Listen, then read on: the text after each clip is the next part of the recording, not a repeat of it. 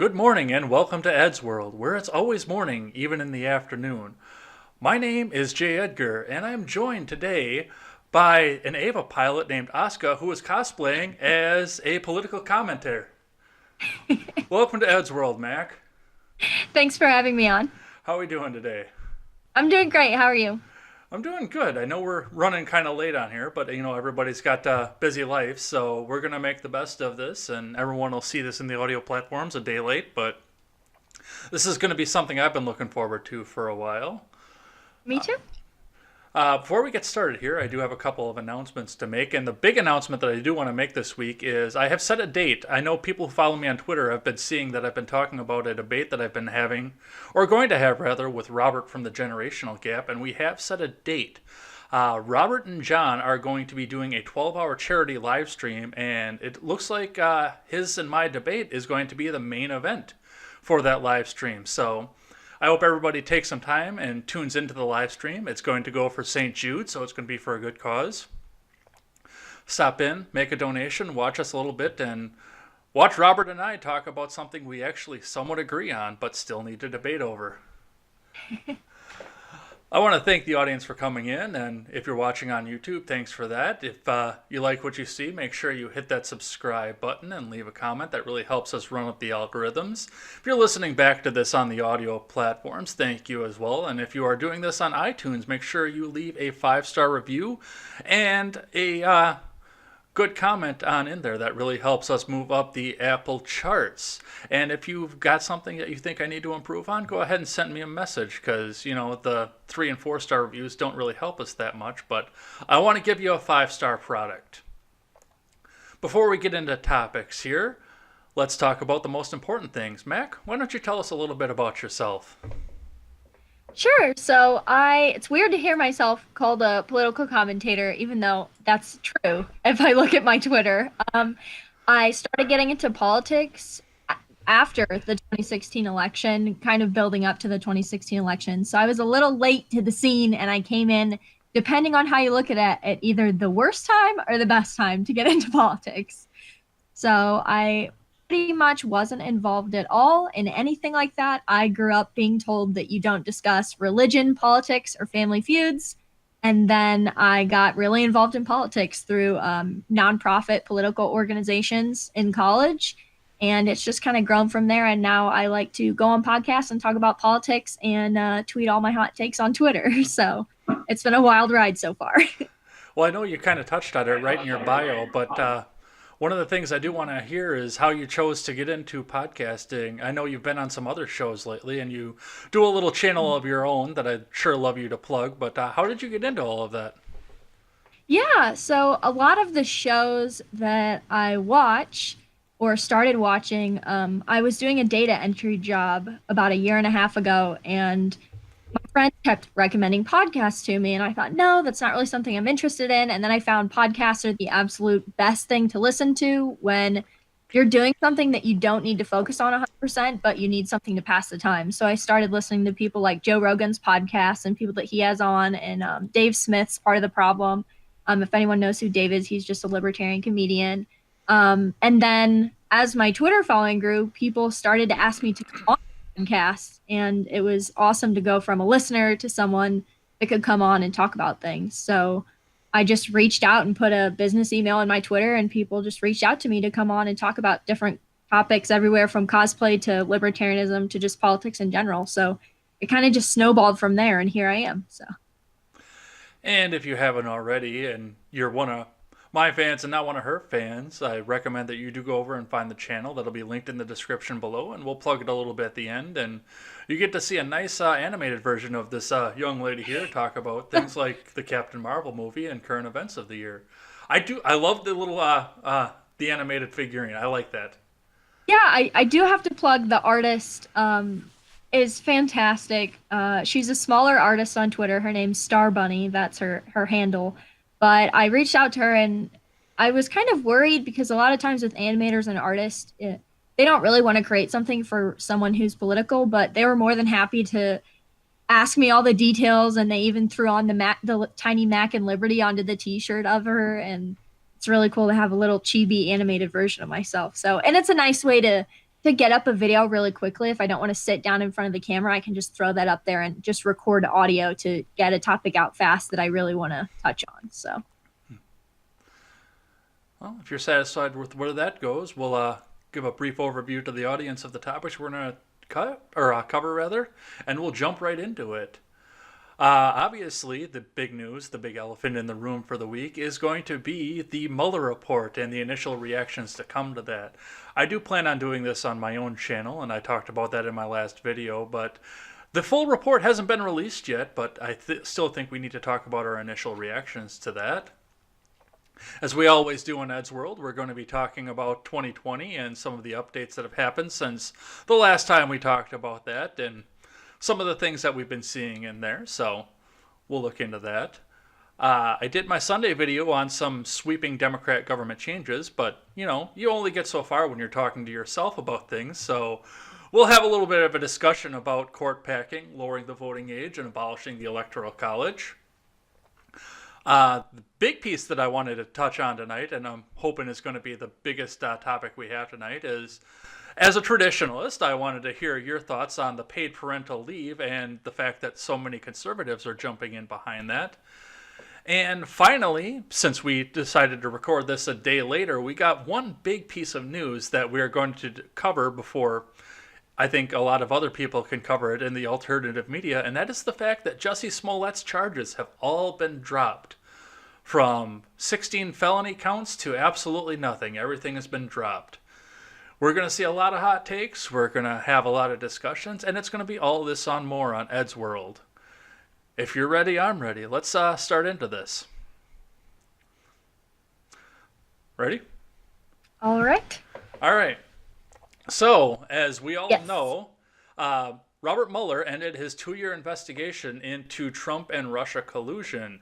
And much to the chagrin of everybody else in the media who hated our current sitting president, there are not going to be any more indictments coming out of this. We had some non-related indictments that we've talked about on all of our individual channels at this point. But other than that, there's not going to be any sort of indictment that comes out of this investigation that has been millions of dollars in our taxpayer money. What did you think when you heard this come out on Friday in the afternoon? Well, my first initial reaction was to go to every blue check mark I could possibly find to see their reaction. And the reaction was pretty much what I expected. People on the left basically oddly asking for transparency, which is not something you normally see. So it was refreshing that they're asking for that to be released, but at the same time, it's kind of telling of how much they were investing in it.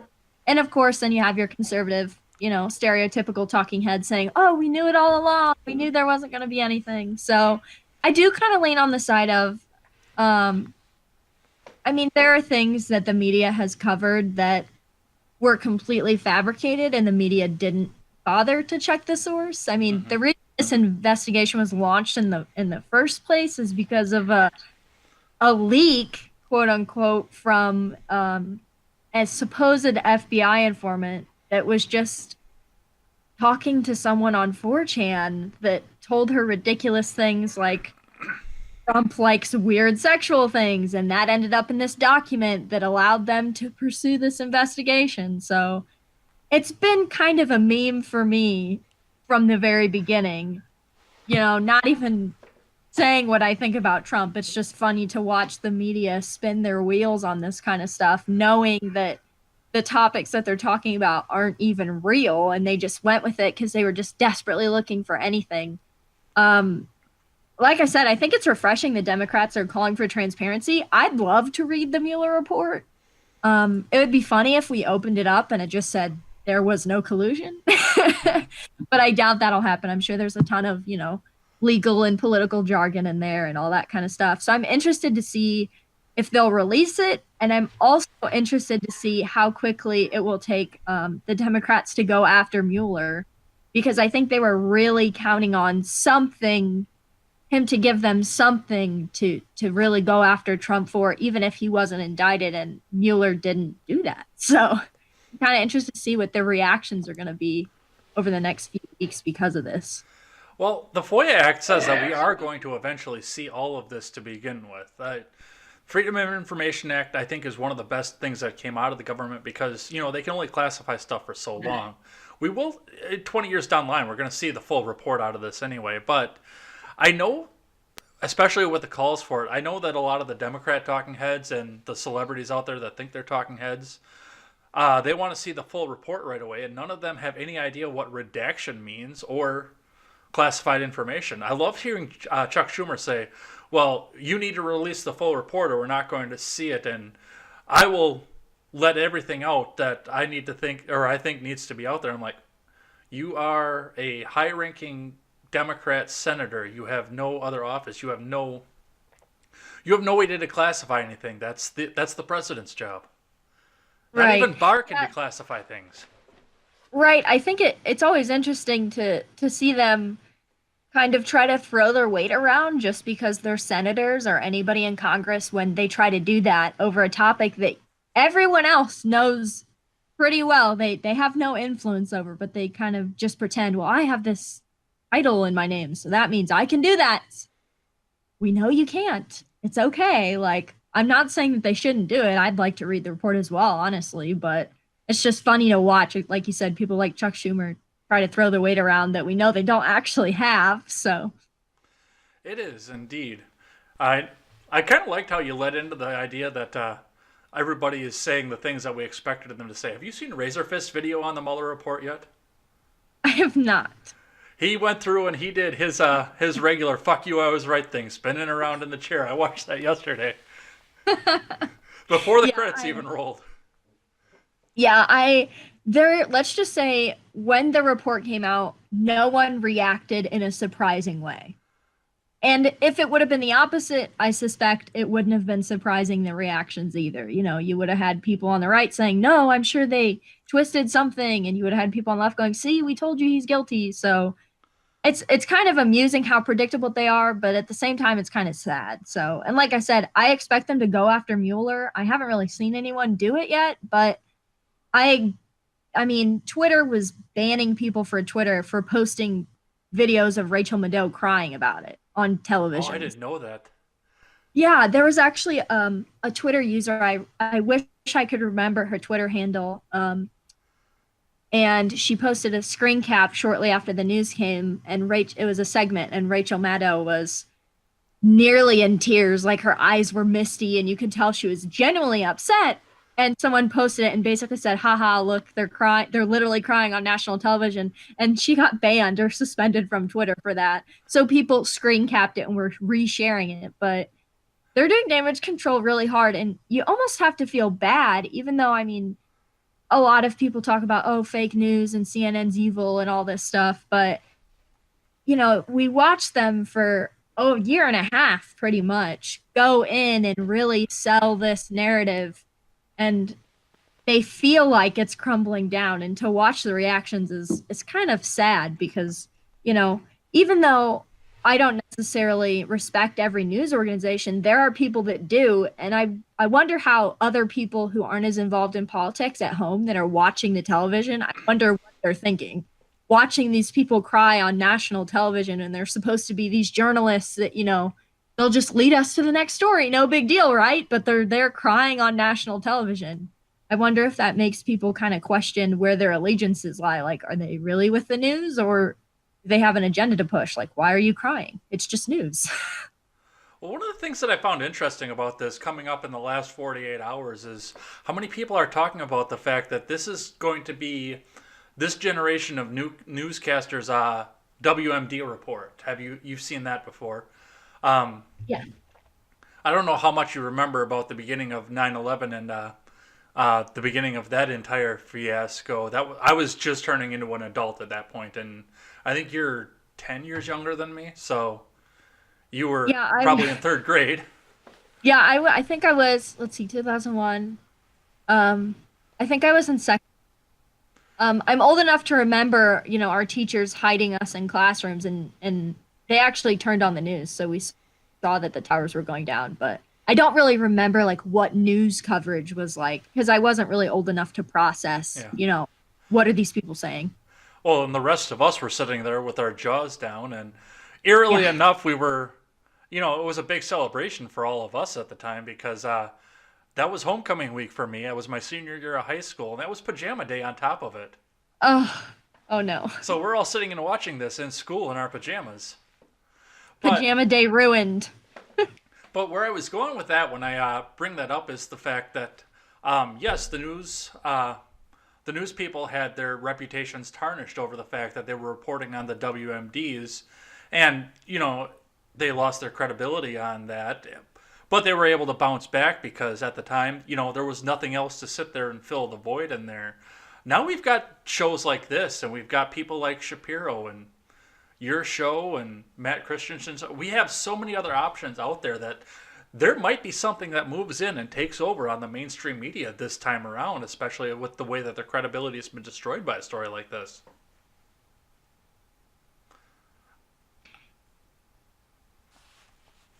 Yeah, I name hope because, I do think obviously with the internet there's going to be a revolution of sorts of alternative media like this. And it's really cool to watch, but it's also really sad to watch at the same time because you do we like to think, oh, well, even people my age, oh, a decade ago the news wasn't this bad.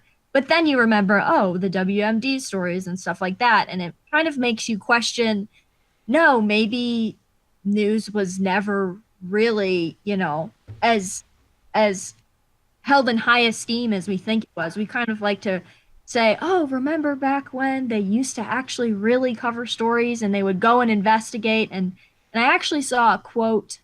Um, I don't know what the context was, but right before I hopped on this podcast, people are coming out and saying to people, we're not investigators, we're journalists. When And when did that stop being the same thing? right, exactly. And that's really sad to make you think, these people are just getting sources. And as long as they have a source, they're not bothering to check if the source is accurate or not because they want to be the first to cover the story. And it's becoming, I have to be first instead of I have to cover this story correctly. And if you ask me, if you're not going to bother to cover the story correctly, then don't bother at all because you're either going to have to bury yourself in your own lie or you're going to have to retract, and both are going to make you look absolutely silly and you're just going to lose credibility. And I think that's the gap that alternative media like podcasts and other shows on apps even are filling right now. So it's interesting to watch, to say the least. Well, yeah, and I mean, it's not just like I'm taking most of my news and reports because I do a 40-hour a week job. I believe you do the same thing. So we're I going do. on to other news sites and we're re-reporting the news and trying to piece together the narrative by looking at other news stories. But we've got people in our generation of alternative media who are also going out there. And I mean, Tim Pool is buying a van so he can go out and be a legitimate reporter. And we're all doing this stuff out of our own pockets, out of a couple grand. And I think we're doing better than a lot of the people out there who have $10 million backing them and making a seven-figure salary to do so. Right. And I mean, obviously nobody's perfect. Every person has to at some point go on Twitter and say, "Oh, this I retweeted this. This was actually satirical or it wasn't true or it was exaggerated or whatever." But when you have people like, podcasters or Tim Pool that are coming up in alternative media, or even people like Philip DeFranco, if you're familiar, the bigger YouTuber, I started watching him in middle school and he always covered news stories. And he had no problem retracting when he was wrong. And of course, he has a company now. But back when I started watching him, it was him and a few people digging through news stories. And the fact that people like that are doing their due diligence and these companies with literal millions of dollars are choosing to just jump on a story when they could easily have five assistants check something out for them and verify it before they put it out there, and they're just not doing that. It's really sad to watch because that they could have verified, but it's a choice not to because it's a narrative no matter what side of the news you're watching. Honestly, Fox News is as guilty of pushing narratives as any other news organization. It happens on both sides. I feel like anytime you get a huge organization, there's a risk of it becoming about the narrative and not the actual news, and that's always sad to watch no matter what side it's on or anywhere in between. So Oh, you mentioned DeFranco. Now I'm going to have that stupid song stuck in my head again. Yeah. You know the one I'm talking about. Yes, I do. I know we're going to talk 2020 here in a little bit, but just on initial, as long as we're staying on the Mueller report, what do you think this does for 2020 right now? What do you think this does for the president? Honestly, I think that the Mueller report and the investigation was going to be momentum for the Democrats in 2020. Um, Even if it ended up that there was nothing or no new indictments, I should say, it was something that they had to say to kind of keep on the narrative that Trump isn't trustworthy, that he's not, doesn't have America's best interests in mind. And now that it's come out that there's no new indictments, I feel like they're losing whatever small pull that they had with most of America. And that was always Trump's thing. And why he was so effective is because despite his demeanor, he was able to push a narrative and really, you know, lay a foundation and be like, this is our goal. And the Democrats, I feel like, still don't really have that. They had the investigation, but they don't really. I feel like the Democrats are so still stuck on we're anti-Trump that they're really struggling to unify their platform. Hmm. We all know what all of the Democrats stand for, but it's a lot. Running a campaign is a lot more than here's what I stand for. You have to have a central message or a slogan or something to get people to stop and think, oh, okay, that sounds nice. Like for Obama, it was hope and change. And for Trump, it was make America great again. And for the Democrats right now, it's we hate Trump. Yeah, That's exactly. not very motivating. Maybe for some people. And I've said that too, right from the beginning of when I started watching 2020, is the fact that everybody who's going to run, with the exception of Tulsi Gabbard, actually does seem to have a sort of coherent political platform behind her. And of course, now we've got the Yang out there. But for the most part, it's we hate Trump the most. I hate Trump more than the next guy does. It's going to be the major platform for the remainder of everything else. Yeah, and I mean, I honestly think that that's not the way to go. Not that I want the Democrats to figure that out, but I mean, I feel like if they would drop the anti-Trump hate, I mean, you're running against the man. It's obvious you don't believe what he does. You don't need to proclaim and crawl over each other to claim, no, I dislike him the most, like you said. You're running against him. You're not running as a Republican. We know you don't stand for what he stands for. Push something yourself. Have, anything of substance or any nice sounding slogan. And I think people would honestly jump on, but right now I don't see them doing that. But maybe the Mueller report coming out will be what they need to realize, oh snap, we really need to get our act together and come up with a plan besides, well, he has an ongoing investigation against him because that's clearly not working. So they got to do something if they want to win, that's for sure. Well, here's an interesting idea, and I know we talk about the presidential candidates on this and the people that are running against their. I know, what is it, like 60% of the Democrats that are in Congress right now came out of the previous Congress. They were all reelected. We only have a handful of new ones that came in there. But what does this do to the congressional map coming up in 2020? Especially for the House of Representatives, because we do have to watch vulnerable districts in the Senate because they're not done every 2 years. What does this do to our house map in your eyes? Right. I think I normally admittedly do not watch election coverage, but during the midterm elections I actually was in the hospital and I had my little TV on and I was like watching every little state come in because, they had this thing, oh, there's going to be a blue wave, we're taking over everything. And they did gain some ground, that's undeniable, but I don't think it was quite as much as they thought it would be. And I thought maybe that's the push they need. And then this investigation kept on going. And I'm like, okay, maybe if it comes out that nothing's there, that'll be the push they need to not be anti-Trump. But I don't know. I honestly don't see it changing that much. I think, as long as the Democrats, like I said, keep pushing this anti-Trump platform, which is not a platform at all, basically, I don't think they're going to get anywhere, or at least, there's certainly not going to be another quote unquote blue wave, that's for sure. I do think some of the Republicans might struggle because I think some of the Republicans don't realize how pro-Trump some places in America actually are.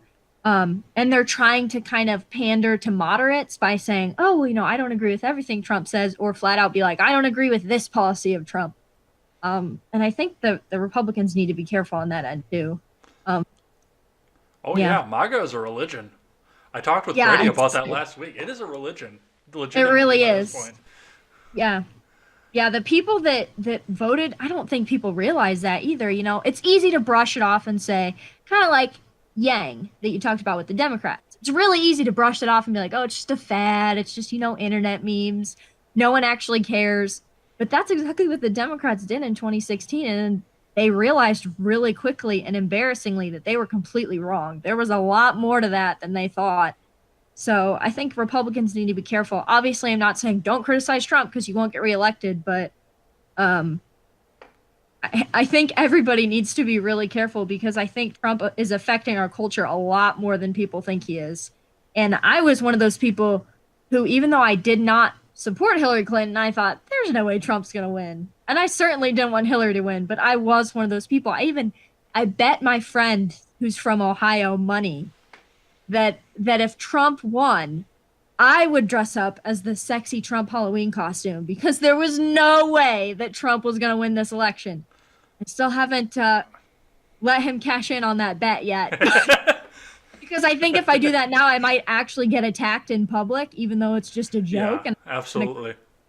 But yeah, so I wasn't even one of those people who really bought into the MAGA stuff and thought that it was that powerful. But I do think that's something people kind of need to keep in mind on both sides when they're running. Otherwise, I see the Democrats gain ground simply because in some areas people don't want you to criticize Trump as much as some people are, especially on the Republican side. And I don't think that Trump was quite as unifying for the Republicans as people hoped he would be as well.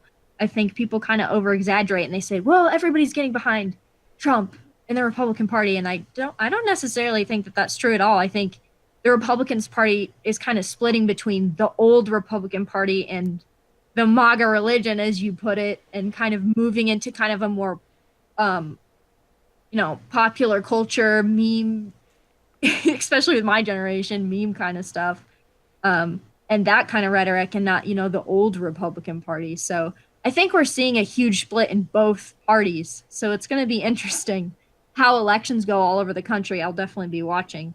Because I think that'll let us know if Trump still has influence or not, to be honest, is what it's going to tell me at least.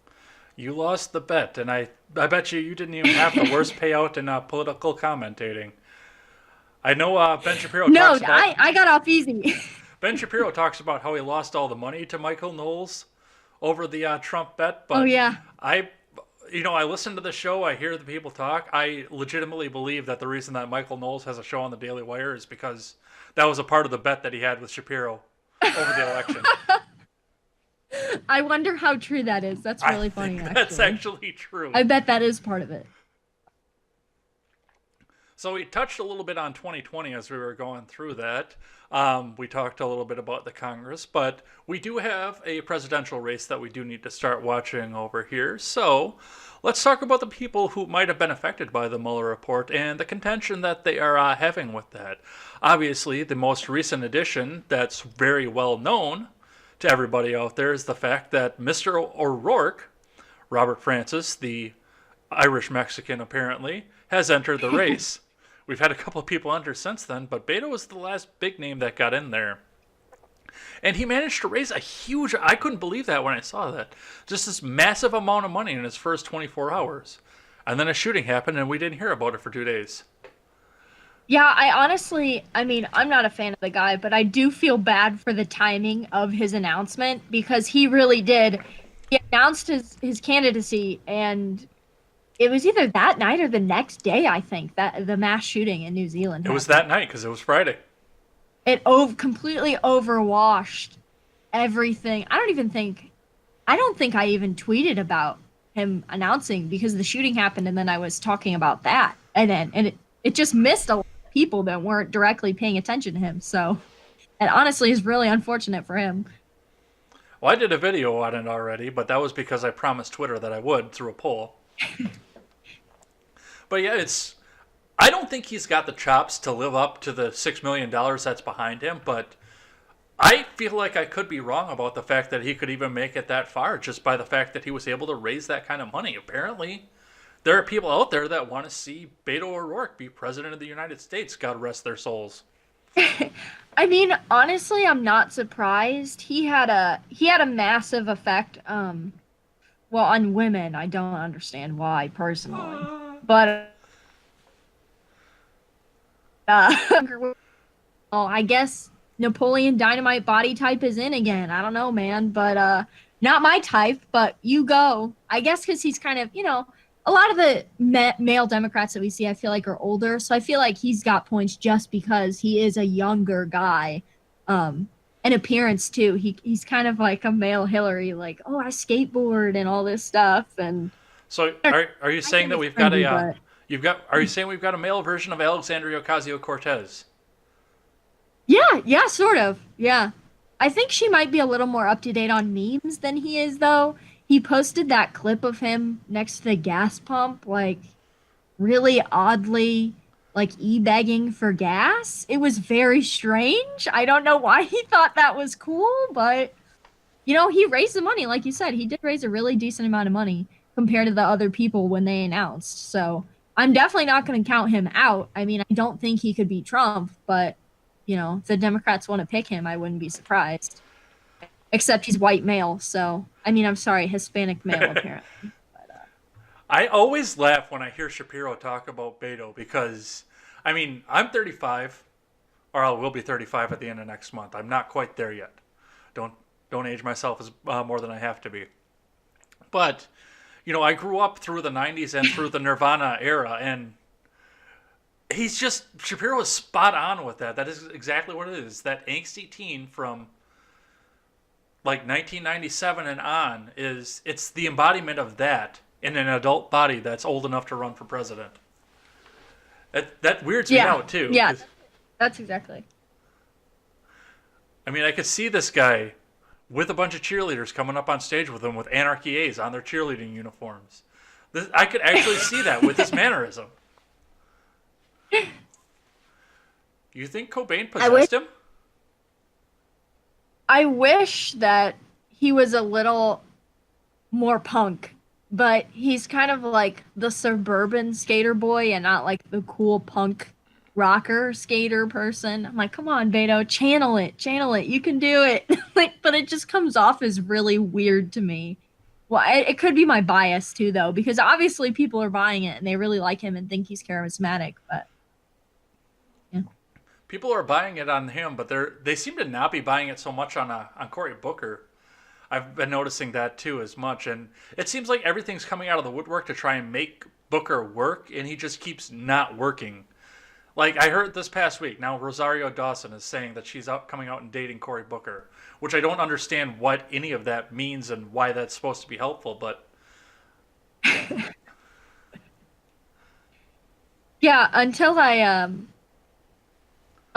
looked at your itinerary for this podcast for tonight, I honest to goodness forgot that Cory Booker was even running because he's not relevant. Like the only thing I know Cory Booker for is him for some reason making a Spartacus reference over the past year and it being a giant meme. So like maybe he should go with that as a slogan. I think it could work and then people would remember who he is, but I don't know. I just don't feel like he's just going to try to be Obama and he's so not Obama because I'm someone who can admit that Barack Obama was very charismatic, but Cory Booker comes off as really weird and like trying to be relatable, but he's not. well, he does have some of the relatable to it. Not so much, I think, with on our level, but I mean, he legitimately lives in a bad neighborhood in New Jersey on purpose because he wants to be around that. And I do find that admirable to an extent. I know when I lived in Kenosha, I had a friend that was the same way. He was on the city council, and he actually had the option. He could have lived in any other neighborhood he wanted to, but he lived in the shitty neighborhood that I lived in just because he wanted to see what he had to fix. To that point, I can give Cory Booker some credit and some props to the fact that, okay, yeah, he's actually serious about trying to fix things and be with the common man, but he's just so out of touch with everything else in the world. Yeah. Yeah, I definitely agree with that because, you see a lot of politicians try to be relatable, but they don't even bother to live where their constituents are. And that just automatically is a red flag for anybody. Even if you're someone who would normally support somebody like that, you're something that's going to make you think, now, wait a minute. If you're so relatable and you love us so much, why don't you live where we live? So that is definitely admirable. But like you said, he just seems so out of touch with everything else. I'm not sure compared to the other candidates, he has the charisma or push to kind of pull it off behind him. But Well, I mean, look at all the charisma that Elizabeth Warren brings to the table when she talks about everything she has and breaking up the big tech companies. yeah. Yeah, I was pleasantly surprised to hear Elizabeth Warren say that. So was I. It, Just Warren is. It seems to me like that's just a grasp at the very end. I don't know why she's even still running. That should have been. She shouldn't have never made it out of exploratory committee. I don't she just has so much scandal. I don't want to say scandal, but that's the best word for it behind her name already. That I don't think you can bring up Elizabeth Warren without someone joking about her ancestry or her really weird live streams of her trying to drink beer like a real human. It's just it comes off as really weird, and I feel like you can't say her name without people immediately thinking those things, and that means nobody's gonna vote for her. So. Well, I grew up in a union house. I was actually reliably Democrat until Barack Obama started to run, and I actually started to sit down and read his platform. So, with the union backing and the fact that I mean, my parents are lifelong, tried and true Democrats and reliable Democrat voters.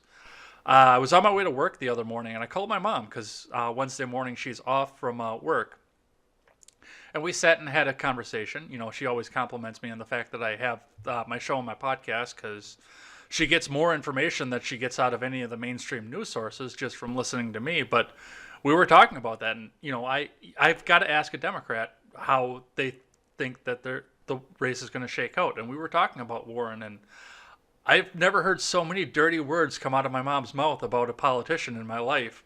So the Democrats don't even like her. Yeah, I feel like my grandmother is my grandmother is so Democrat. She told me that, I'm not a real woman if I'm not voting for Hillary Clinton. So that gives you an idea of how deeply entrenched she is. And she doesn't like Elizabeth Warren either. Yeah. And she's in her 70s. So she doesn't come off, it's not just like, oh, it's younger people and older people relate to her and like her. Not even older people relate to her and like her because they know the ongoing jokes, and she's kind of an embarrassment at this point, in my opinion. She's kind of knockoff Hillary at this point. Well, it's not just the jokes and the ancestry around her either. I mean, I've noticed when I've been sitting here watching this. Obviously, we have the break up the big tech companies, even though the tech companies want to donate millions of dollars of free advertisements to grassroots campaigns. But the other side of that is, I mean, she goes so far the other extreme as well. I did a report on the Accountable Capitalism Act. Ooh, yeah. And the pundits are just starting to talk about that now. I did a video on that 6 months ago when it first came out. Yeah, it's really strange.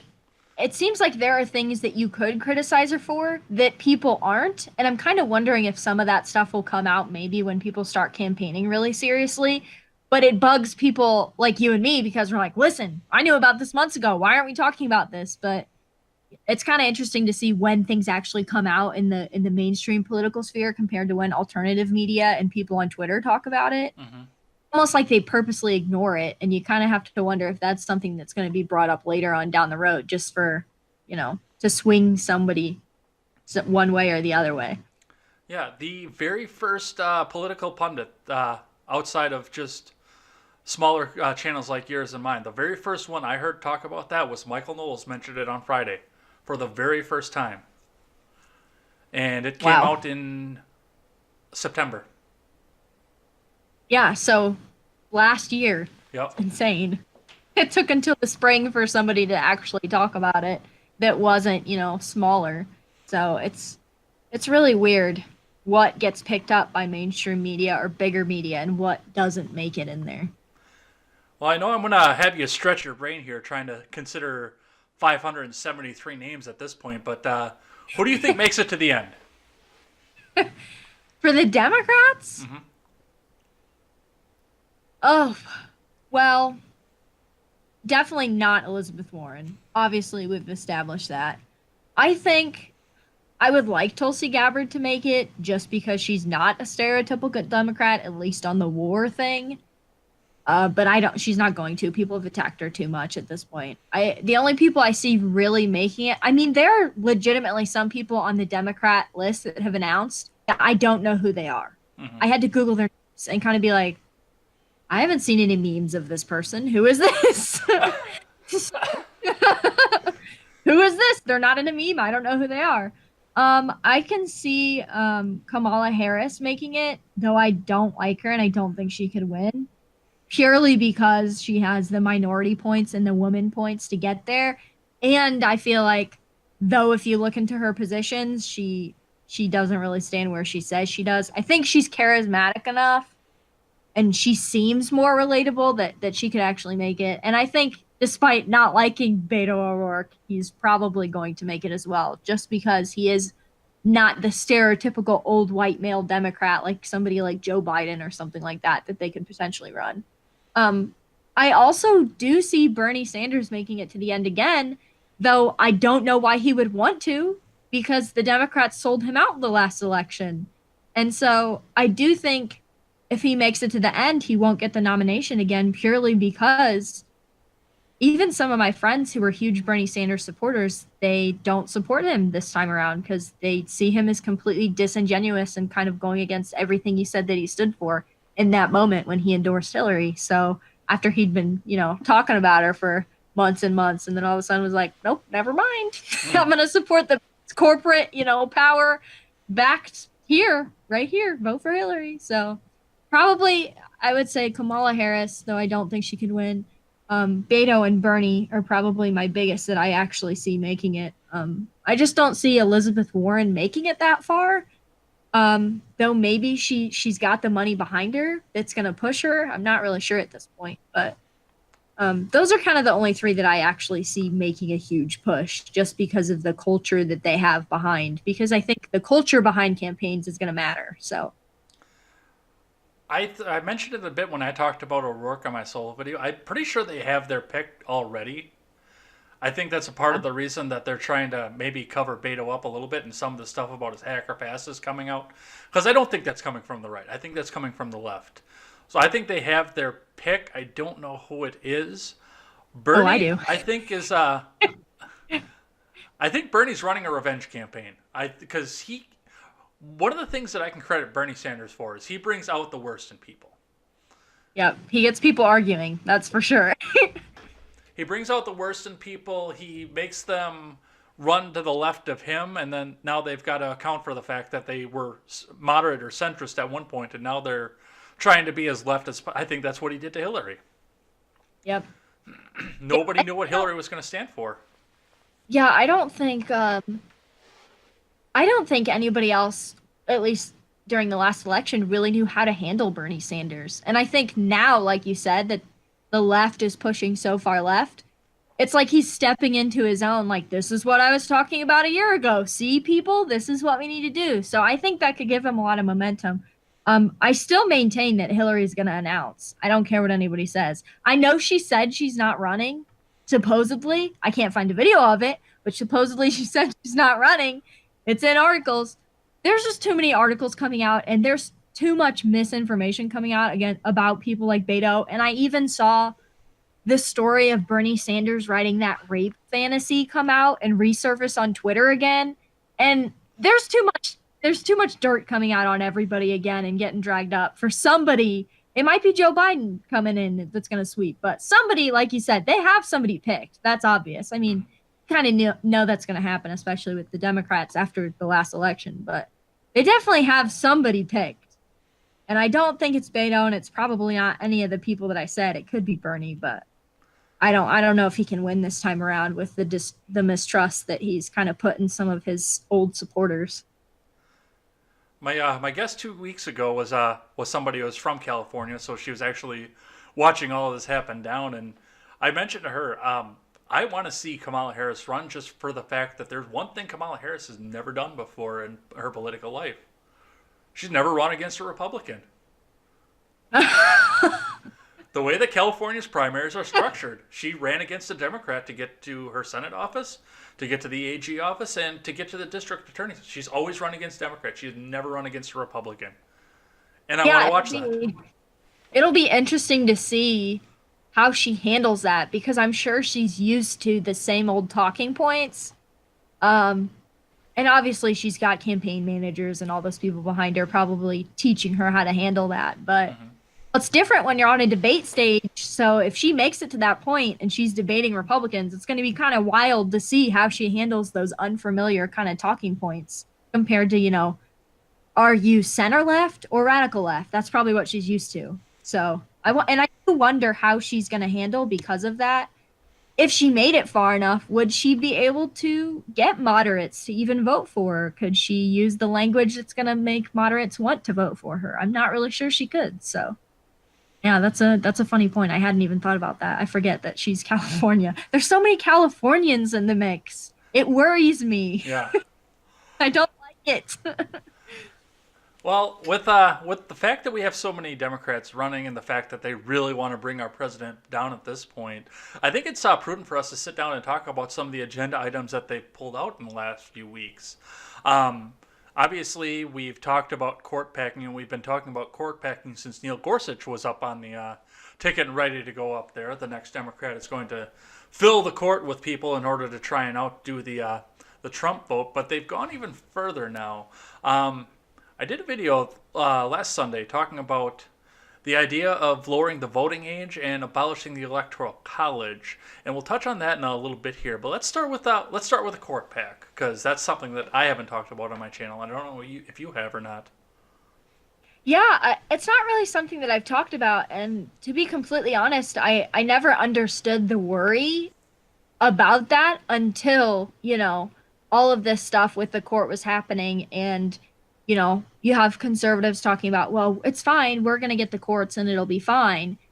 But then you also have to worry, well, wait, if you're going to do that, what's going to happen when the other side comes into power? Because they're pushing that really, really hard. And especially with how hard they pushed, it was interesting to see them push so hard against Gorsuch and then push even harder against Kavanaugh when compared to Kavanaugh, I feel like if they would have just looked at his rulings on things, he wasn't as radical as they were making him seem. So I really think with that, they picked the wrong person to pick on at that point, because I think a lot of people, until the allegations came out, were thinking, why don't they like this guy? He's, I believe it was Justice Kennedy that he was a clerk to. So there's not really a huge reason that the Democrats should be worried about that. But I feel like it was one of those things where, well, Trump did it, so it's bad, so we need to push against it. Orange man bad. Right, orange man bad. Also, he has small hands, because we haven't heard that a million times. But yeah, I think that should definitely be a worry. I mean, it's nice to sit here and think, oh, it's fine. There's plenty of moderate and conservative leaning people on the court, but you kind of need to worry about what's going to happen. There's always a pendulum swing, and I think that's what we're seeing right now with how radical some people on the left are getting. It's because they're pushing back so hard against Trump. So I think we definitely need to worry about courts. And also, I think the court has a lot more power than people think it does. And I don't think we really realize that until you sit down and actually read what they're doing and what they're deciding. And the court was really never meant to have that much power, but somehow it kind of ended up that way. Yeah. It was purposeful, but it's definitely a worry for sure. Well, 9 unelected people can sandbag any legislation that gets put out there by people that we elect to DC. It doesn't, when you sit down and look at it, it really doesn't make sense, but it's just kind of something we're all taught in civics class, and we just kind of shrug off like, well, that's how it works, so don't need to worry about it, right? And then you realize, what happens if a Democrat gets in there and they pack the court and do exactly what, the conservatives are like, well, we can do that. Yeah, but what happens when you're not the ones doing it? Then you're going to be worried. Yeah, because they're talking 25-31 justices if the next Democrat gets into office. And Yeah, I that's don't want that many unelected people deciding the fate of my country, first off, but yeah, that's it's never good. I mean, I worry about the elected people, let alone the unelected people, what the heck they're gonna do. So it's it should be more worrying than it is, and I feel like people shrug it off because it's just the way things work. So it's like, well, just because it's always worked that way, it doesn't mean that it's a good thing. It's not really an argument, but it seems like it's just always worked that way. So people are like, oh, who cares? It'll be fine. well, and the way that they're trying to get to it too is first off they want to abolish the electoral college, which is not going to happen. I'm sorry, that is it's just not. No, I don't see it happening. And I mean, I even went when because it's they're drumming it up again, of course, abolishing the electoral college. And if you go back and look, there it's not a joke. There are articles from when Obama won about how, how great the electoral college is and blah blah blah and we need this. And then Trump wins and Hillary doesn't and all of a sudden it's we need to abolish the electoral college. Our system's fundamentally flawed. It's like which one is it? I'm so confused. Well, and on the electoral college thing, I mean, I actually remember having this discussion during the Obama reelection. Uh, if they would have gone with the popular vote at the time that Romney conceded, Romney was up a good 1.5 million votes at the time he conceded. He did wind up losing the popular vote by the end of it, but at the time that he conceded, but the way that the electoral college looked, he was up quite a bit at the time with what was reporting Yeah, already. so he could have very well dragged it out, but he, chose to just concede and do the whatever. I guess he was trying to do the honorable thing, I guess, and not try to drag it out. But yeah, if you really start looking, it seems like this past election made it seem more exaggerated and more of an issue than I think it really is. Well, and it's just that they never cite the fact that at the time it was because Obama was winning the electoral college when Romney ceded the election over to Obama. All they cite is the fact that Trump won and George W. Bush won against Al Gore. Those are the only examples they ever bring up out of this. Yeah, and I mean, not that it's an argument, but I think even if you could make a legitimate argument, two out of how many elections is not that bad. Like, if only two elections really made you angry and made you think we should abolish it, that's not enough to make a reasonable argument to actually abolish the electoral college, in my opinion. It's two elections. What do you think about the idea of states like Colorado saying no matter how our state votes, we are going to go with the national popular vote? That one's a tough one because I do think states should be able to do what they want to do, but at the same time, with elections, I feel like if you do that, you're just going to have a bunch of states who have red areas that do want to vote for the Republican and want it to go that way. You're just going to have places like Colorado who have majority huge liberal cities, which honestly is almost every state, pretty much. You could have every state say that, and then it would be like you're abolishing the electoral college, except the states just kind of decided. So Oh yeah, I know all about the big cities being very very. You've been up here before. I know you were planning yeah, on going to Day Show last year. Did you ever made it down to yes. Madison before? No, I have not, but I do have friends that are from Madison that There- are libertarian, and they cry every night when they go to bed. Thank God I don't live there or in that county. I actually only go to work there, but man, I couldn't even believe it if I because I lived in Dane County for a little while and I can't mention the name of the business, but my cousin did own a business in Dane County, and he is like super, super red right. I know I call myself centrist conservative. He's super right, and he will never talk to anybody in his customer base out of that because, well, he moved out of Dane County now. But yeah, in Dane County, he said, yeah, they will burn my business to the ground. Yeah, and I feel like people that don't live near a bigger city, that is more liberal, they don't really understand that. They think you're exaggerating. They're like, oh, well, it can't possibly be that bad. It's really bad. Like, I don't know if you've seen the articles, but Seattle, Washington, um, it's getting so bad up there that police are being told to just stand down. They're like, don't worry about it. It's not a big deal. Don't worry about the crime. It's fine. They'll work it out. You're having all those NT rallies of them beating, the Proud Boys up and them having giant fights in the streets, and police are just being told to stand down, like, just let them fight it out. There's nothing we can do. Because they're just liberal cities that they don't really care. They're just doing their thing. They're just going to do what they've always done. But I feel like people who either live in the Midwest or have always lived in those cities, they don't really understand how bad it is, um, or how bad it can be, I should say. Well, Madison is at least clean. I mean, there's not crap laying all over the ground like there is in California or what. Yeah.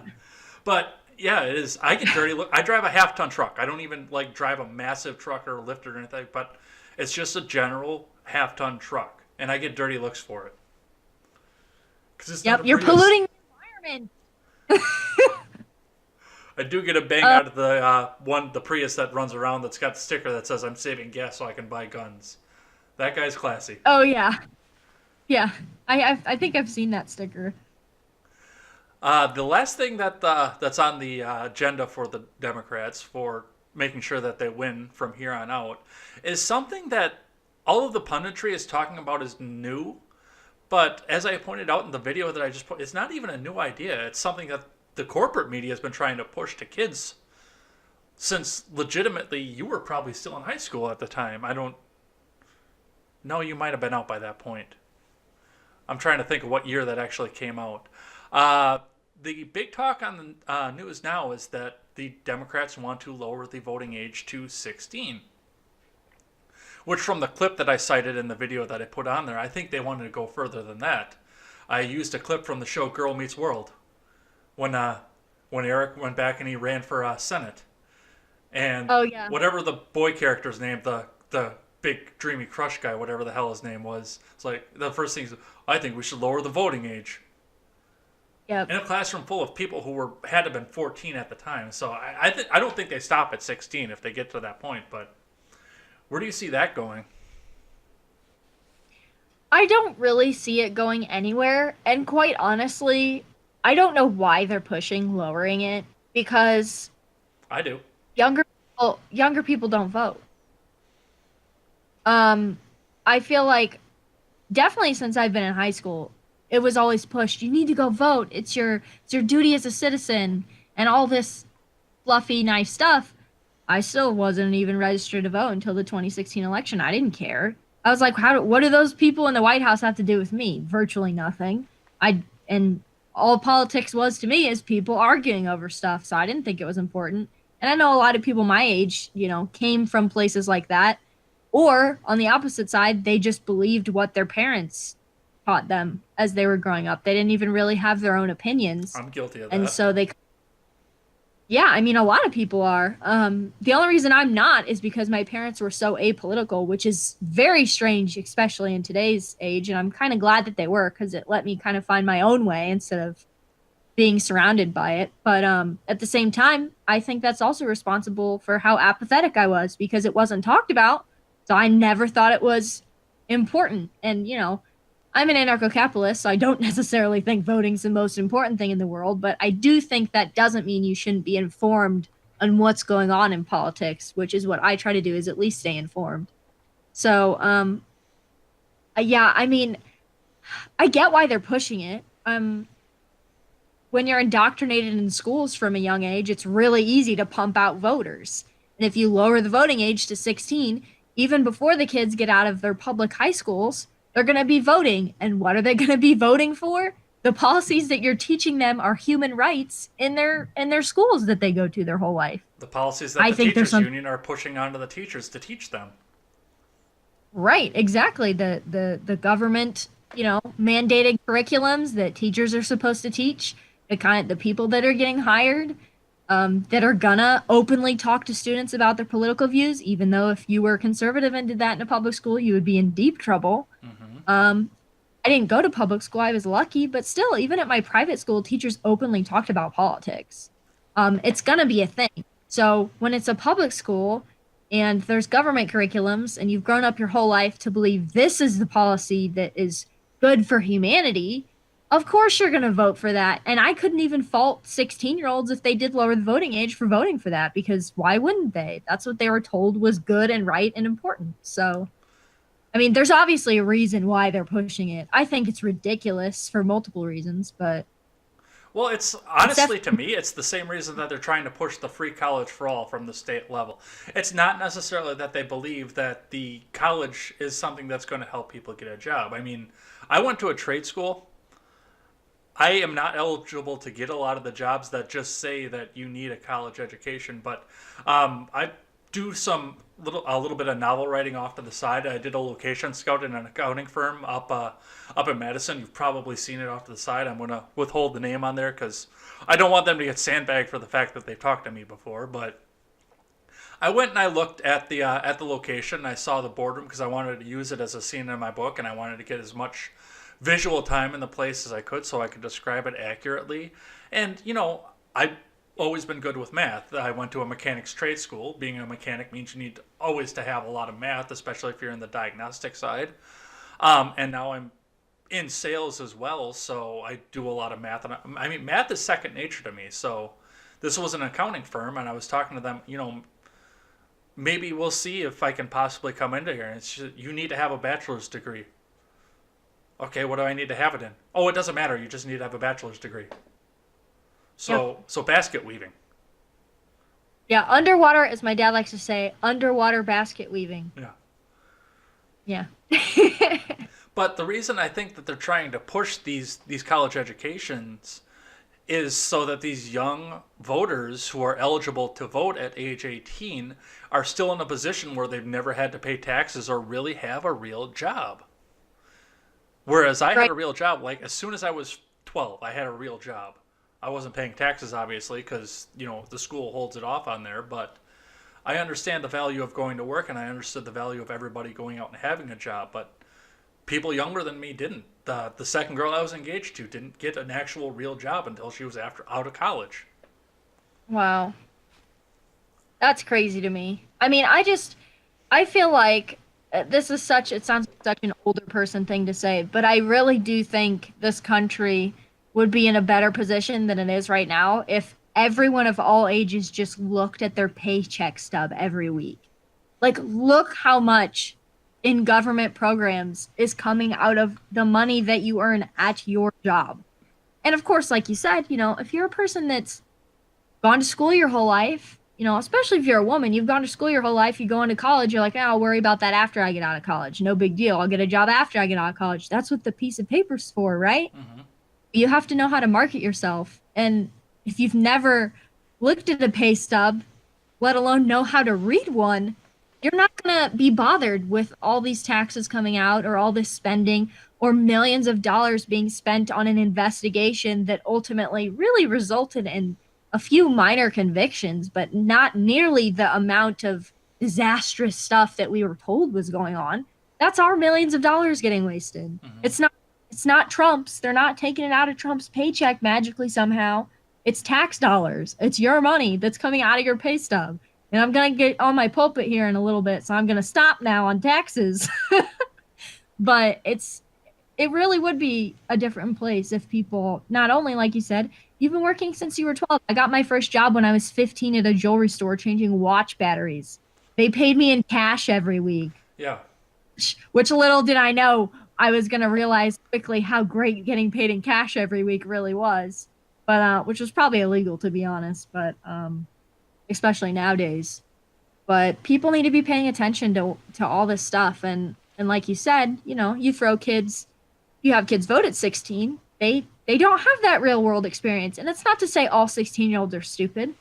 I don't know if you know CJ Pearson on Twitter. He's a conservative. I just found out he's in high school. He's smarter than me. I mean, honest to God, the way he articulates things, how he speaks, his takes on things, I'm thoroughly impressed. And I'm sure, honestly, a lot of kids I know like that were homeschooled. Hmm. But that, he went to school and he's getting that out of it. It proves some kids can do that. But like you said, most kids aren't going to, especially if they're going to public schools. You hand them that ballot at 16 and say, "Here you go. Gee, I wonder who you're going to vote for. Here's what this person stands for. Here's what this person stands for." They know what they're going to vote for, and they don't have the real world experience to understand how that's going to actually apply to their own lives. So, And then, of course, like I mentioned before, we have the Disney Corporation that's been pumping that into their heads as well. Oh yeah, the Disney Corporation. Oh, Disney's gonna own the world. It's gonna be so You great. think they don't already? Oh yeah, yeah, them and Google. Yeah. Well, you mentioned being on your pulpit, so I think it's time for the transition here. So I'm going to Sure. introduce the topic, and I'm going to sit back just a little bit and let you go. So, conservatives in Congress have voted together and taken on the Ivanka Trump ideal of having mandatory paid parental leave paid by the government. Conservative pundits are relating this to welfare, and we obviously see the idea came from Ivanka Trump, but I don't understand myself why all the conservatives are getting on board with this. As many of the arguments that you and I have had on Twitter before point to, you are very traditionalist in your ideas. So I'm going to back away from the microphone here and let you go. Yeah, so I mean, my main issue with it, obviously, it's sad that I have to put this as a disclaimer. My issue is not that parents are going to be able to spend more times with their kids and be able to not work for 6 weeks to spend time with their kids, especially in early life. My issue is that, like you said, conservatives are coming out in full support of this. Conservatives, supposedly that word means something. I'm not really sure it does these days. They're coming out in support of it. And even Trump, I believe it was in his last State of the Union, it could be 2 times ago, came out in full support of paid family leave. I don't remember if he quoted exactly how much that he thought people should get, but I know that he has in the past tweeted and said in speeches that he fully supports paid family leave. So that could be it could be the new, MAGA side of the Republican Party that's trying to be more popular with people and kind of speak to those everyday people, which would make a lot of sense to be completely honest. Because I don't a lot of older conservatives are painting it as, well, it's pro family. It's government involved in your life. It sounds really, really good. Mm-hmm. I'm not gonna lie. 6 weeks. Of course, if you talk to me, I'm like, 6 weeks? Have you been around a child? That's nothing. In the scope of a child's life, the most fundamental years of a child's life are age 1 pretty much to 5 or 6. That's when they form their personality. They learn how to be a human from you or your wife.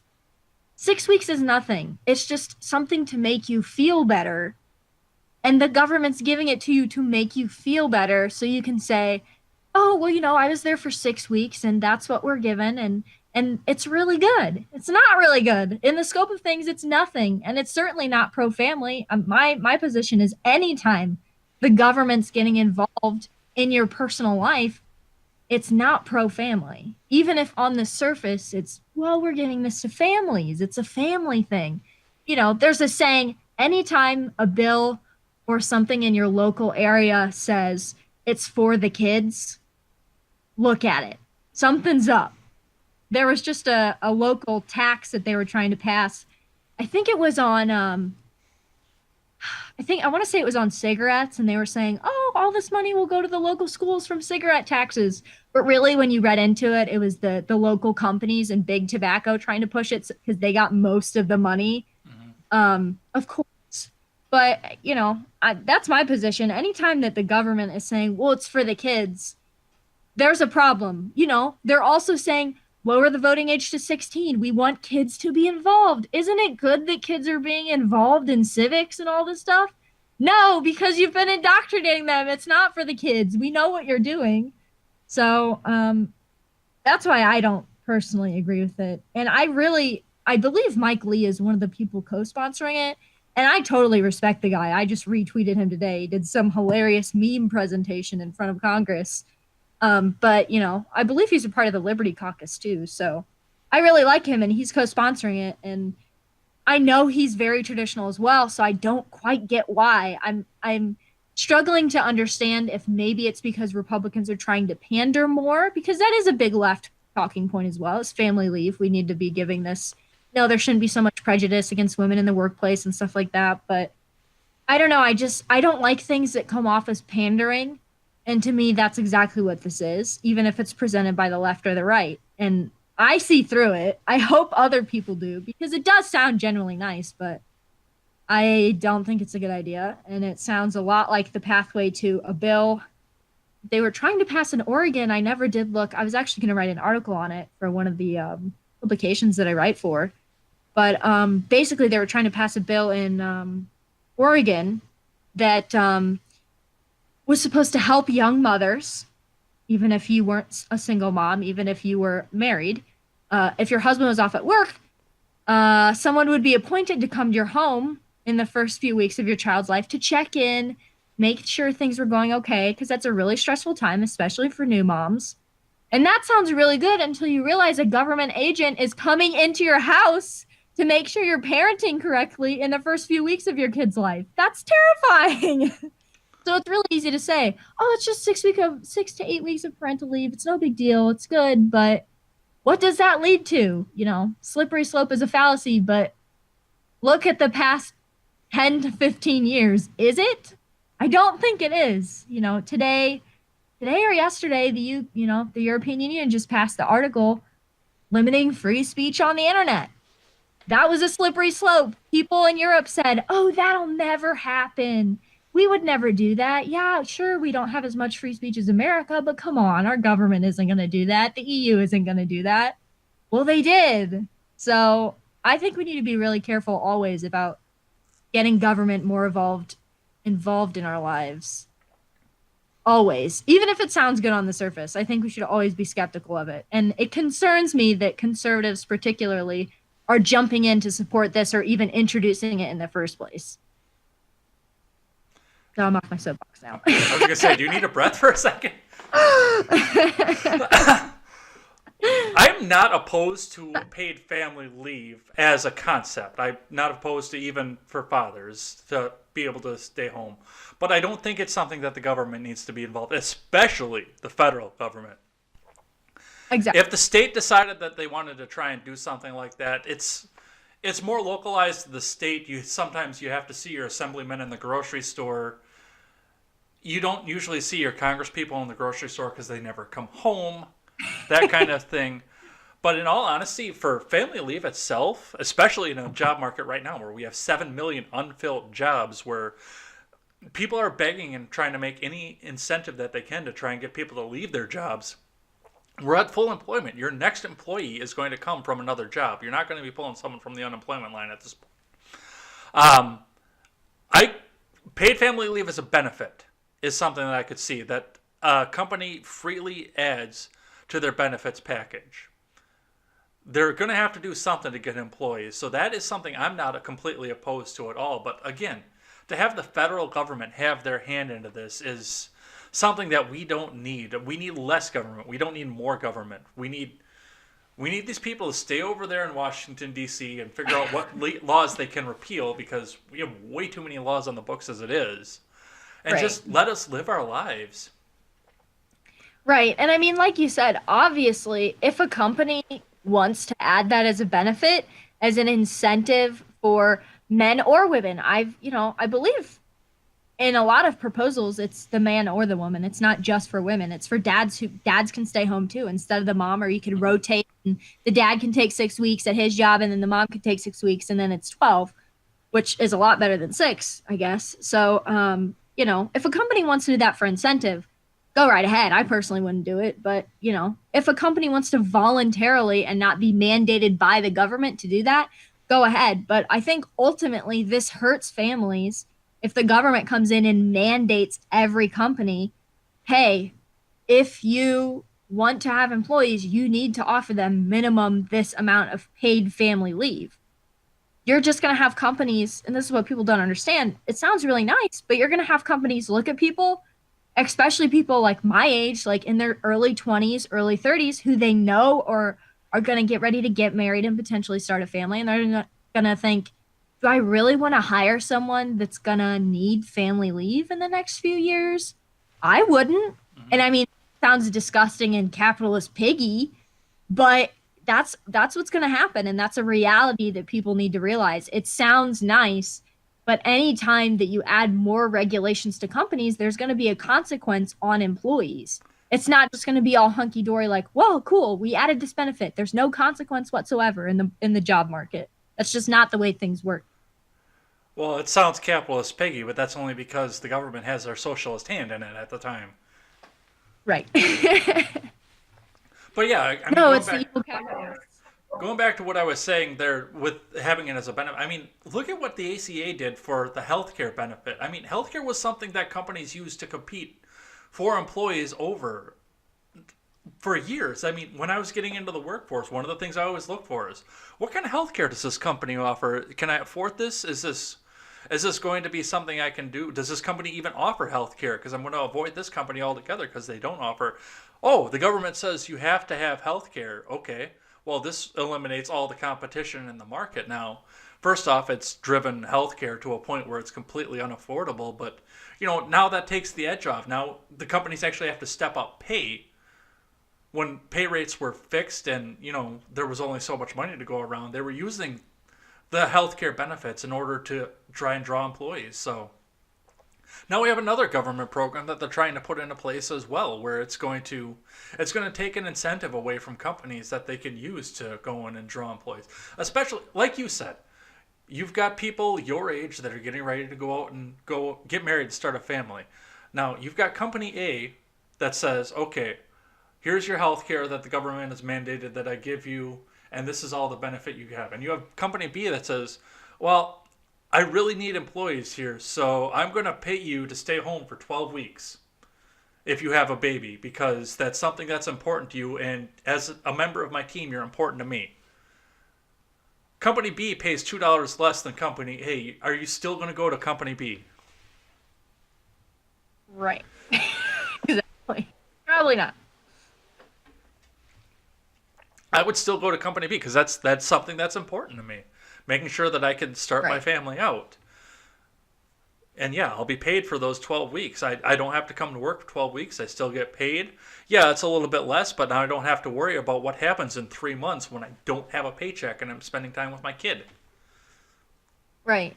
Well, and that's what people don't understand is there's already laws on the books for the Family Leave Act, but the problem with that people see is obviously it's not paid leave. Hmm. A company has to give it to you, but they don't have to pay you for it. So, if it's a free choice for companies to make and they can say, "Hey, you can go to that company and they're mandating that you can take off work, but they're not going to pay you. We're going to pay you to spend time with your kid."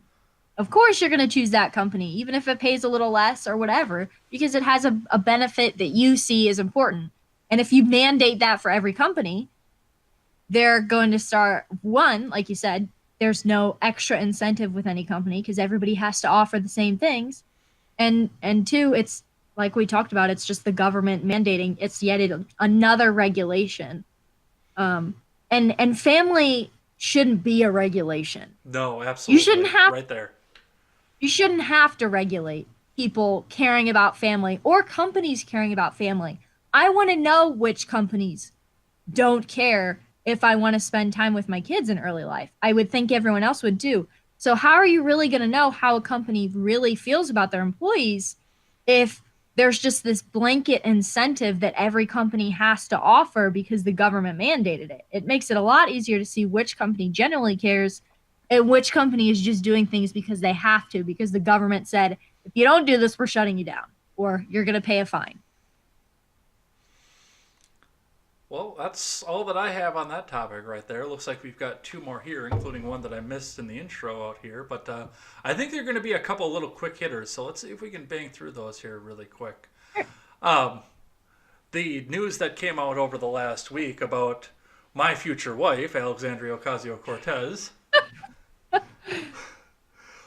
People are making accusations now that she's not actually a political figure. She's being controlled from above, which we've been talking about political figures like that for legitimately generations at this point. But they are saying that she answered a casting call to be an actress and a mouthpiece for a bigger, scarier organization. And I just thought that was funny because she's doing a shitty job of it. What he Right.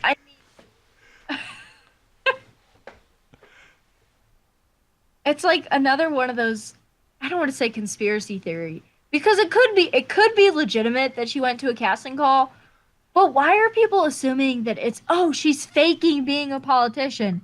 Trust me, the way she's talking, she was meant to do this. She was meant to be a politician. She tweeted something the other day saying, I have something, now you're just sitting in the cheap seats. This isn't an act. She generally thinks that she's more important. that everyone should listen to her because she's a politician. If she's acting, I think, like you alluded to, she's not doing a very good job. Like, I genuinely think she believes everything she's saying. I don't know. It's funny to me that they keep bringing this up, and they've got some evidence that she was out there taking this casting call. They show the casting call for it. I mean, obviously, I think half of the men in America would like to see her on the casting couch at this point, but that's a completely different story that's going along with this. Um, I don't know that necessarily she was an actress. I think that this was just a political action committee that got together and said, okay, this is somebody who can spout Bernie Sanders' ideas and has a little bit of a good figure that goes along with it. So she's gonna have that celebrity effect where people are. It's like when celebrities say how they vote, and now all these young men and women who crush on the celebrity say, "Oh, well, if I vote the same way, this person's gonna notice me." I think social media has got a big effect on that too. I think that's a part of the reason that she's there, but I don't think she's acting because she was a community organizer before she was in politics. Right. And I think a lot of what's fueling this is I don't think people really understand how politics work or how people pick someone to run for an office. Not everyone that's a politician woke up one morning and said, I'm going to run for office because I want to serve my country. I get text messages fairly regularly from the organization that I used to work for that now does local campaigns saying, "Hey, do you want to run for local office? We think that you have a following and we think you could be good at it." And that's something I would never want to touch with a 10-foot pole, and I've said it repeatedly to them. But, a lot of times people are sought out and they say either we think that you're attractive enough and you kind of know what you're talking about, so we think you could get some pull, or you know what you're talking about, even though you've never expressed you want to run. Are you sure you don't want to? We can get a committee together and see how you poll and all that kind of stuff. It's not always people wake up one morning and want to run for office. A lot of these people are picked, maybe even handpicked, because they know that they're going to do well in the district that they're going to run in, and they know that they can be effective on social media, which AOC is very effective on social media. She has a huge cult following almost, even among conservatives that are constantly talking about her, even though they claim not to like her, which is really weird to me. But she kind of has that Trump effect as a young Democratic woman, in my opinion. Like, she's kind of got that anytime she tweets something, if you just look at her replies, there's always a bunch of really angry or really happy people. And it's really funny to watch that. So it's funny that people are accusing her of being an actress because I think it just shows that a lot of people just really don't understand how politics works. And that's not to be condescending. I think just people kind of have this weird romanticized view of everyone that runs for office is doing so because they care about their community. And boy, are they wrong. Like, not to accuse her of that, but wow. Like, not every politician that runs does so because they think that they'd be good at it. A lot of them are selected, and not even in a conspiracy way. People just see that they're charismatic and could maybe have some pull. And if they put the right platform behind them, they might win.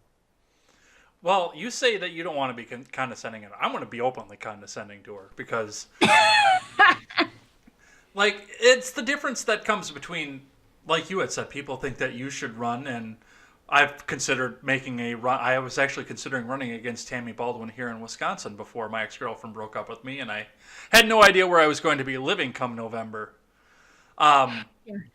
The difference between the way that we talk and we can actually off the cuff everything. I mean, we're just looking. I just saw that you looked onto it too.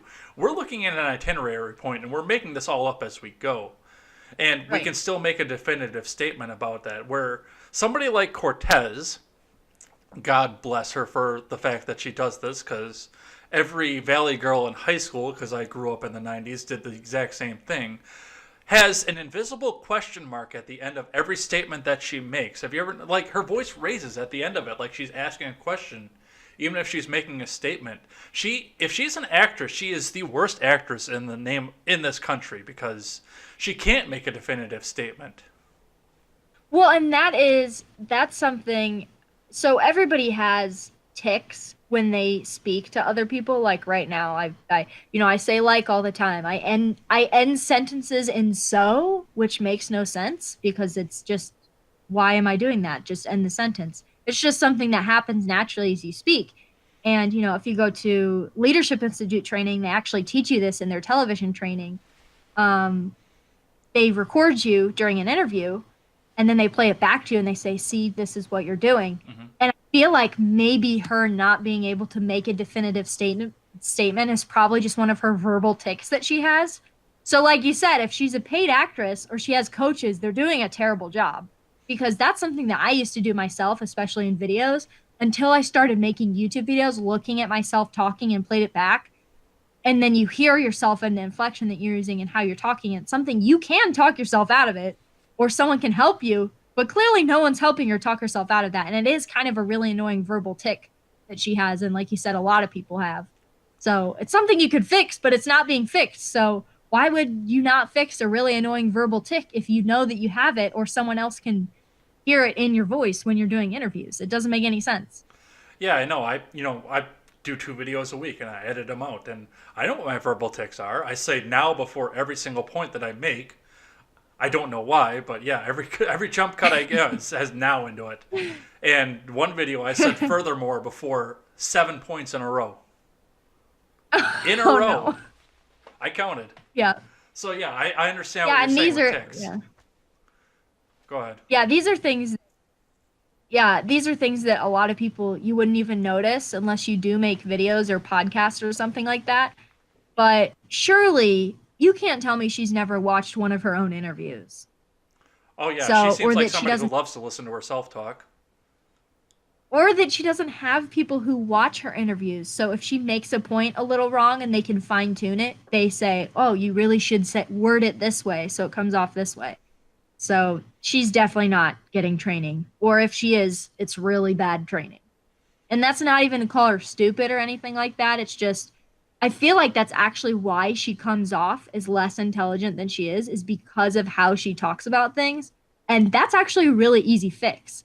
And I feel like her voice isn't shrill or anything. It's not the tone of her voice or anything like that. It's how she's speaking that makes people think that she's less intelligent.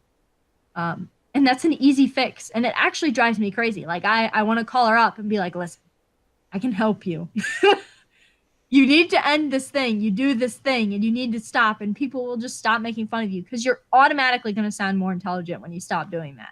And it's silly that it's such a small thing that she does. But like you said, if you watch her interviews, she really does have that uptick, and it gets so annoying after a while because you once you notice it, you can't stop noticing it. It's the same thing with like your own verbal tics that you have. Mm-hmm. Once you know that you do, catch yourself doing it more, and then you watch it back and it drives you absolutely insane. So there's no way she doesn't know that that's happening. Maybe she's trying to be relatable. She's not doing a very good job of it, that's for sure.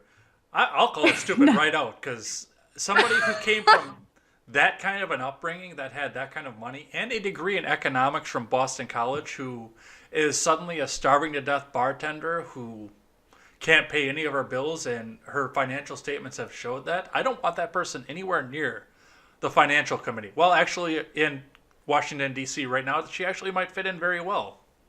Yeah, she probably would. Sadly. Sad that we have to say that, but I was so hopeful when we got a money president in that the national debt was going to start ticking down, and I cry oh a little boy. bit every time when I look at it. Well, I've got one last topic here for us to talk about, if you want to see if we can pop that out quick, because this only happened about 12 hours ago.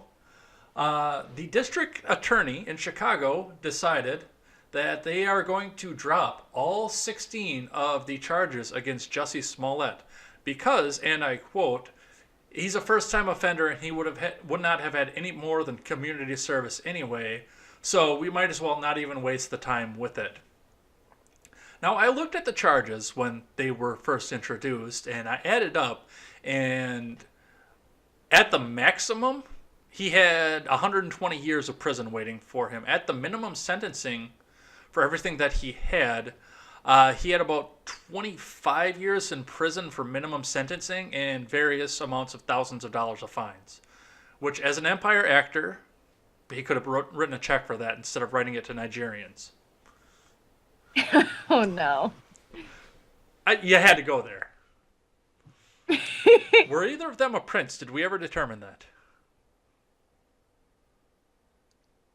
Well, did you ever see Trevor Noah actually did a skit? Did you ever see his skit that he showed on his show about the whole Jussie Smollett thing that happened? I did not. I cut the cord a while ago, so I haven't really seen a lot of cable anything. It was basically to summarize it, it was them making fun of the fact that supposedly the reason he cited in the skit for him being angry with Empire and wanting to stir up all this attention is that he wasn't being paid enough and that it was only $60,000 an episode and I've worked 4 days this week. So it's kind of making fun of that. But like you said, why? It just kind of makes you think, what is the point of even doing anything like this or trying to pull off anything like this? And, in the press conference, he even says, I didn't lie when there's videos of him obviously insinuating that his attackers were white when they clearly are not. And he's still claiming now, especially that the charges have supposedly been dropped, that he's innocent and that he would never lie. And I think he, even in his press conference, he said something like, my mom wouldn't raise me to lie or something like that. It's like, well, you did lie. And everybody on national TV saw it multiple times on multiple interviews that you did until this came out. Yeah, and he was facing down some pretty serious stuff too. I mean, mail fraud's a big one. You wouldn't think that the post office had that much pull in the government, but man, they sure do. That's a big nasty one right there that he tried to pull off and do with this. Uh, I've been hearing a lot when I've been reading up on this story. I've been at work for most of the day, but I have been reading up a lot on this, and a lot of the things I keep hearing over and over again is two-tier justice system, and I absolutely think that there's some merit to people thinking that. Yeah, I thought it was interesting that, Emmanuel, the mayor of Chicago, came out and said basically that he thought that this was disgusting that the charges were dropped. And he's infamous for taking sides with leftists. And even he was obviously he was almost had righteous indignation in his interview. He was like, "This is disgusting. This is whitewashing our justice system and all this kind of stuff." And he made it clear that the Chicago Police Department and him as well are not happy about this. So it almost makes you wonder if something else is going on. There was an article that went around, I think, from maybe a week and a half ago, claiming that before it came out that the charges were dropped, that was actually in the New York Post, which isn't exactly a bastion of conservative thought, um, that was claiming that a former Obama aide or someone that was in the Obama administration reached out to make sure the Jussie Smollett case was being handled fairly. And now all of a sudden, a few weeks later, all like supposedly all the charges were dropped against him. That's a little weird. So of course now all the conservative conspiracy theorists have their wheels a turning. But it is really interesting that, as much as you hear prominent black celebrities who have every right to criticize the justice system and how we treat minorities with mass incarceration as far as that goes, they're praising the fact that a wealthy black man is getting off with no charges after trying to stir up hate for essentially no reason. Like it's come out basically, even though he's supposedly innocent, that it definitely didn't happen how he said it happened. And that changes things a lot in how people react to it. So he knew what he was doing. We'll just put it that way. And it's just kind of sad that someone in his position could have used it to shed light on things. And instead he tried to twist it for his own personal gain. And now he's just getting away with it, it seems like. So. Well, and I heard about all this. I was listening to Limbaugh on the way to work. He actually cut away from his show, which Rush Limbaugh never does. That man loves to hear himself talk, even though he's going deaf and he can't hear himself anymore. Um, he brought up a good point, and I juxtapose this against the fact that, like Matt and Blonde have their hoax hate of the week every week, and it seems like it is every week. And now we've got a system like this where Smollett can make a hoax hate crime and get away with it, and now anybody else in America can make up this hoax hate, no matter how obvious it is, and get completely away with it. That it just changes the landscape of everything, and it paints a target on people like me and like yourself as well. But people like you and me have a target on us now.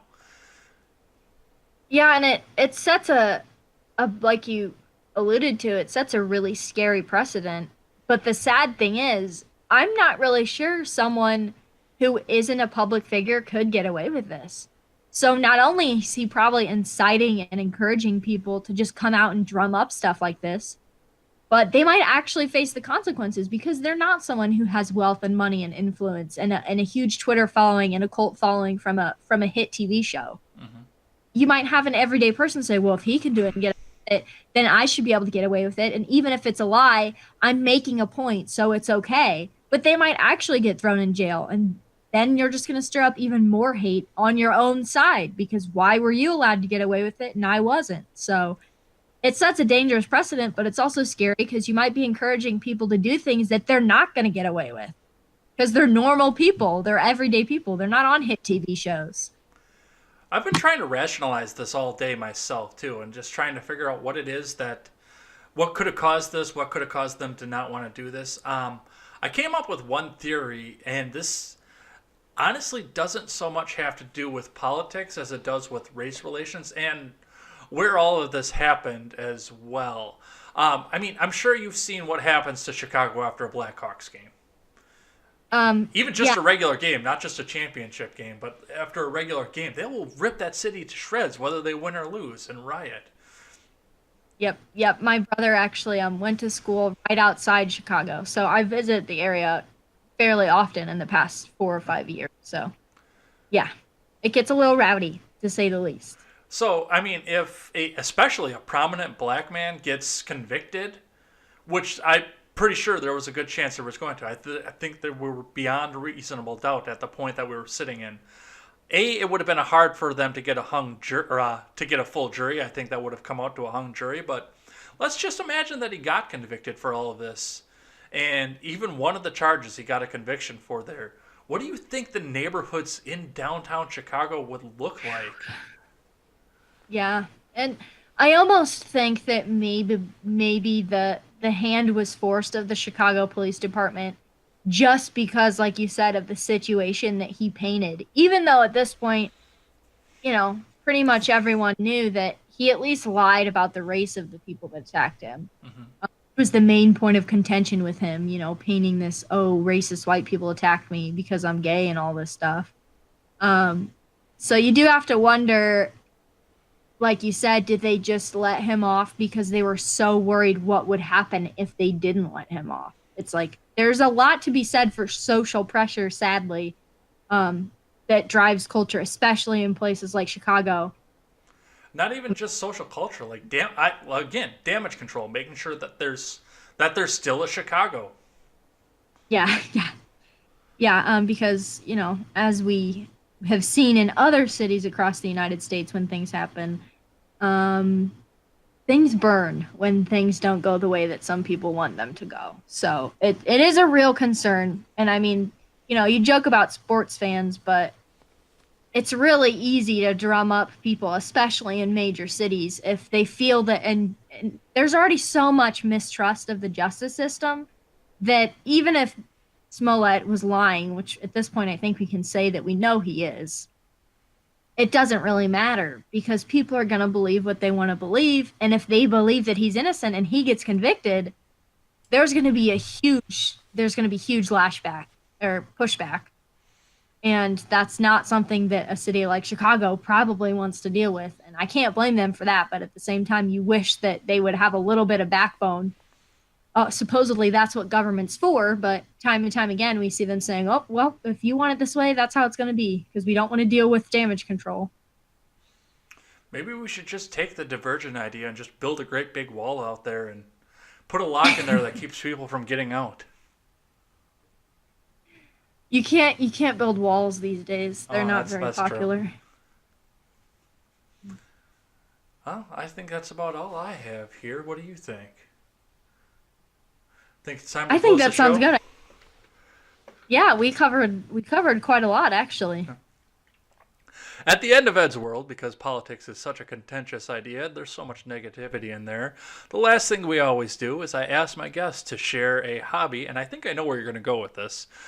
Share a hobby that has nothing to do with work or nothing to do with politics at all. It could be an album that you listen to, a show that you watch, or what I think that is, you're going to come into because I alluded to it at the beginning of the show.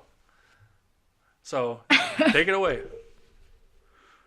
Yeah, so I mean, everybody knows my hobby's classic rock as well, but I'll do cosplay because that's mostly what Twitter followers follows me for. It's either politics or cosplay.